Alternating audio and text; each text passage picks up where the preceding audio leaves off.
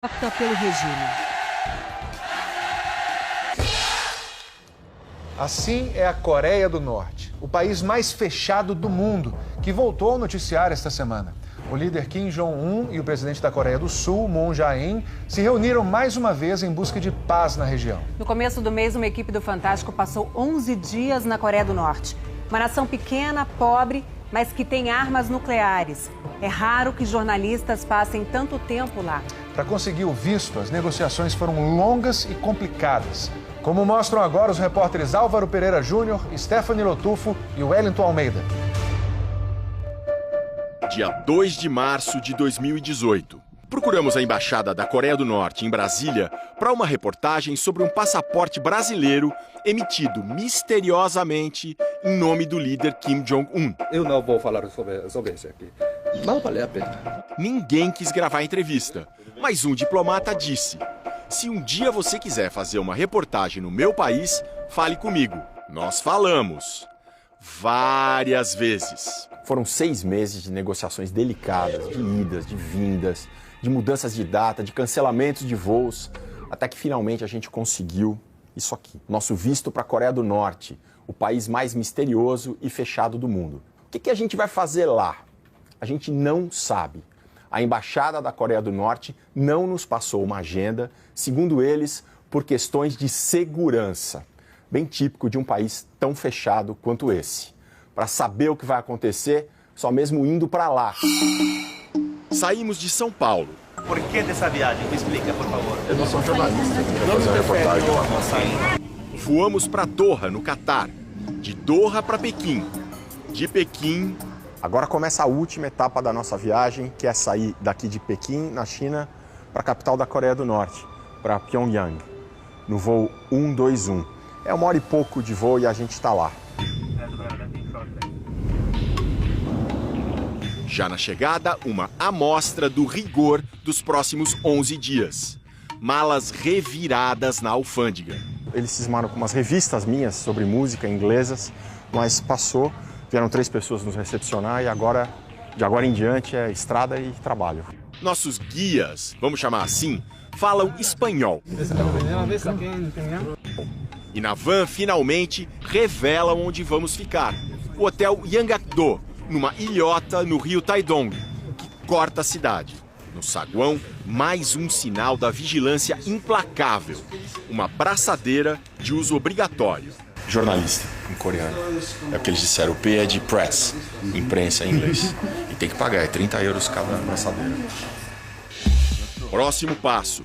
Aprender as regras para jornalistas estrangeiros. Artigo 25. Proibido cometer atos que distorçam a realidade do país e que violem a estabilidade e interesses da sociedade. E o Código Penal, no artigo 62, ameaça. Pessoas que cometerem atos de propaganda contra o Estado receberão pena de 5 a 10 anos de reeducação pelo trabalho.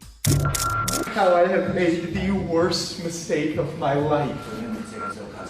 Alguém que supostamente desrespeitou as regras foi o turista americano Otto Warmbier. No início de 2016, ele foi condenado a 15 anos de prisão com a tal reeducação pelo trabalho. Otto teria roubado um pôster da parede do mesmo hotel Yanggakdo onde nós estamos. O pôster de propaganda do governo teria sido arrancado do misterioso 5º andar, proibido para os hóspedes. Repare, o elevador nem tem o número 5, pula do 4 para o 6. Em junho do ano passado, Otto foi devolvido aos Estados Unidos, em estado vegetativo, por causas até hoje não esclarecidas. Otto morreu 2 dias depois de voltar para casa. Tinha 22 anos. Para nós, mais orientações. É proibido sair sem os guias. O Yanggakdo não é só um hotel, é uma espécie de prisão. O hotel é uma pequena cidade, tem várias coisas. Entre essas coisas, tem livraria. E a livraria está indicando aqui os destaques da semana. Destaque número 1, Kim Jong-un discute o avanço vitorioso que está acelerando do socialismo. O destaque número 2 é Casos da Vida de Kim Jong-un. 2 são obras ou do Kim Jong-un ou sobre Kim Jong-un. O Yanggakdo tem muitas outras atrações, mas a maior parte do tempo a gente passa nos quartos mesmo. Aqui tem um rádio. Chama a atenção que o rádio não tem aquele botão de mudar de estação. É porque só tem uma estação. Mas ligando, não pega. Na televisão tem 2 canais norte-coreanos. Os 2 passam a mesma programação. Programas que incentivam as pessoas a trabalhar bastante e também tem muito programa a favor do grande líder, a favor do governo. É isso o dia inteiro. Quando saímos, os guias só entregam a programação em cima da hora, ou às vezes nem isso. 8h15 da manhã, até agora a gente não sabe o que a gente vai fazer. Somos levados para conhecer Pyongyang, seu Arco do Triunfo, suas torres. A limpíssima capital, de 2,5 milhões de habitantes, é a vitrine do regime. Por todo lado, imagens gigantescas de Kim Il-sung, fundador do país, que governou de 1948 a 94, e do filho dele, Kim Jong-il, que comandou de 94 a 2011. Kim Jong-il é pai do atual ditador, Kim Jong-un. A Coreia do Sul é a única dinastia comunista da história. Mensagens políticas dominam a cidade. União invencível com pensamento unânime será eterna. Com nossa frente revolucionária, conquistemos novas vitórias por uma potência socialista. Seguimos o Marechal até o fim dos céus e da terra.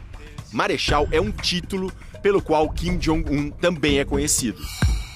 Nesse sistema de submissão, esta professora da USP encontra aspectos religiosos e da filosofia do chinês Confúcio, de 500 anos antes de Cristo. O baixo obedece ao e o que está acima protege o que está abaixo. Os governados têm essa ideologia moral de obedecer completamente ao que está acima, que seria o governante, porque eles acreditam que eles receberam proteção.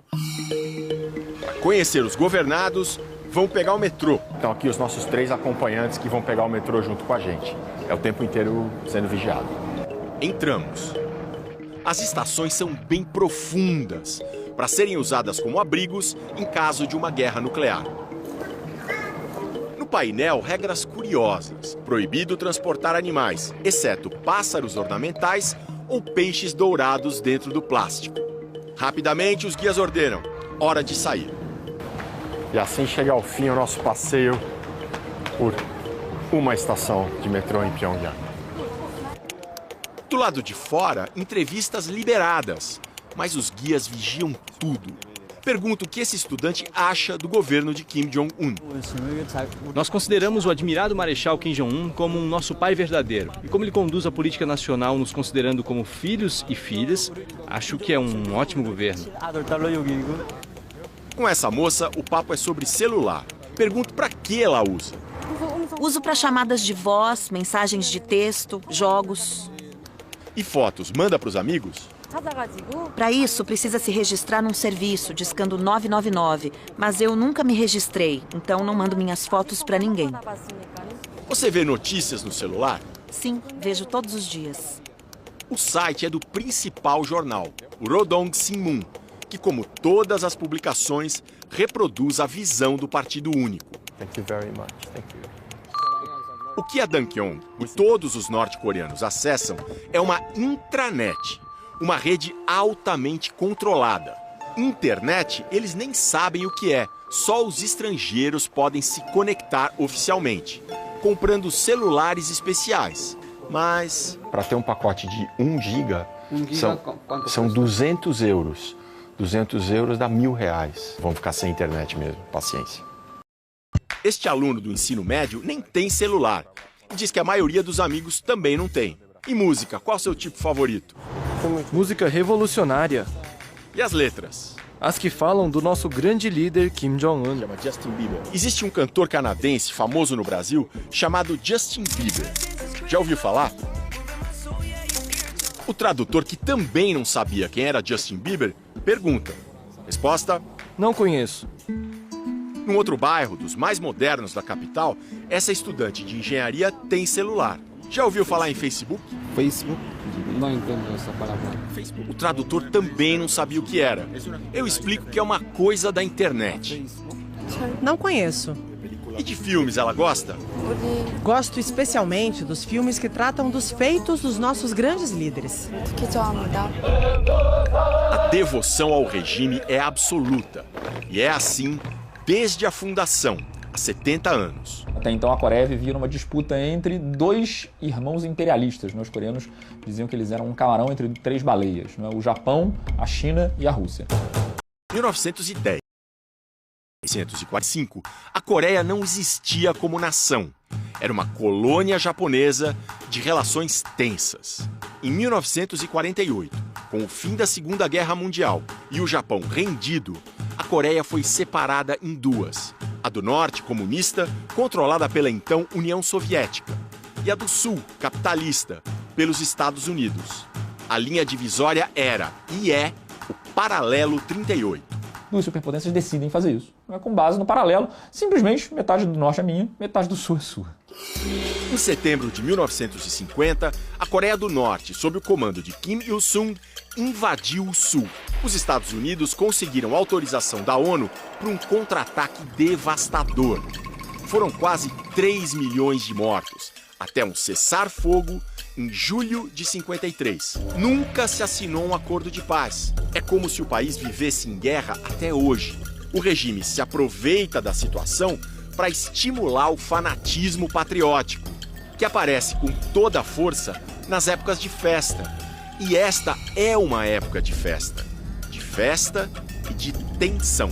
Tá rolando uma correria aqui, a gente chegou de uma visita a uma fazenda, a gente pensou que ia jantar, dormir, mas nada disso. Disseram, vocês têm 10 minutos para descer, trazer todo o equipamento que vai passar por uma inspeção. E não dizem mais nada. Depois da inspeção, de horas, os guias mandam entrar correndo no ônibus. Passamos 2 horas na fila, de repente foi uma correria insana, agora estamos indo para esse evento. Ninguém sabe o que é.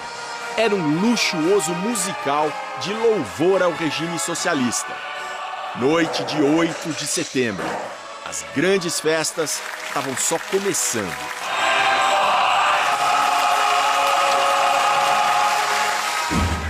Manhã de 9 de setembro, dia dos 70 anos de fundação do país. Somos levados à grande praça Kim Il-sung.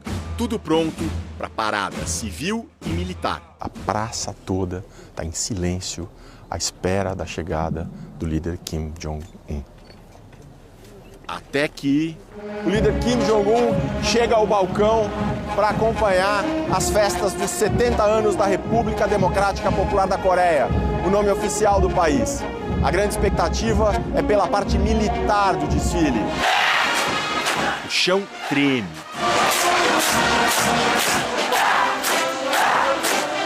A Coreia do Norte é a sociedade mais militarizada do mundo.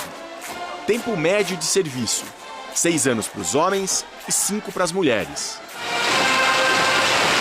A parada prossegue e uma ausência chama a atenção. Está chegando ao fim a parte militar da parada e não houve a apresentação de nenhum novíssimo armamento, por exemplo, um míssil intercontinental.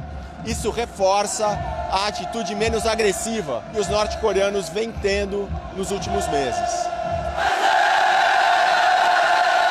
Ao final de exatas 2 horas, Kim Jong-un celebra ao lado de Lee Jiang-shu, o número 3 do governo da China, o principal país aliado da Coreia do Norte.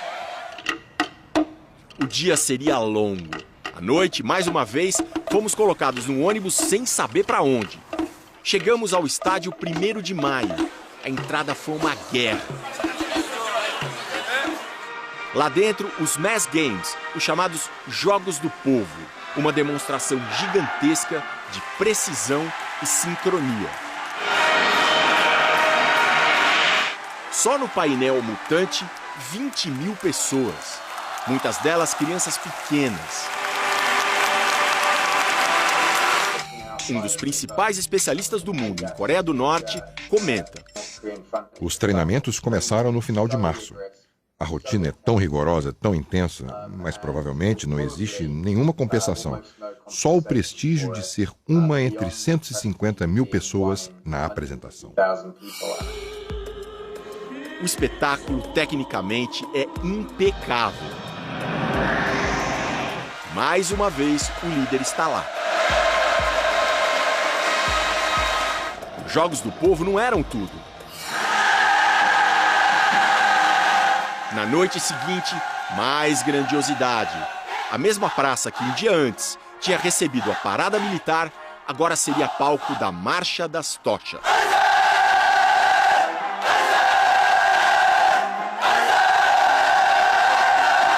Dezenas de milhares de estudantes de ensino médio superior demonstram com unidade matemática seu fervor pela dinastia Kim. Manzé! Viva! As comemorações finalmente terminam. Mas não a nossa viagem. Na semana que vem, o que se come na Coreia do Norte? Um pouco doce e um pouco apimentado ao mesmo tempo. O zoológico dos tigres tristes. Uma viagem pelo interior, vedado para os estrangeiros. A voz operária. Será que no comunismo dos Kim, os trabalhadores se sentem no poder? E os norte-coreanos que aprendem português. Vocês conhecem alguma coisa da comida brasileira? Acho que o feijão e arroz e batata. Domingo que vem, em mais um episódio de 2018.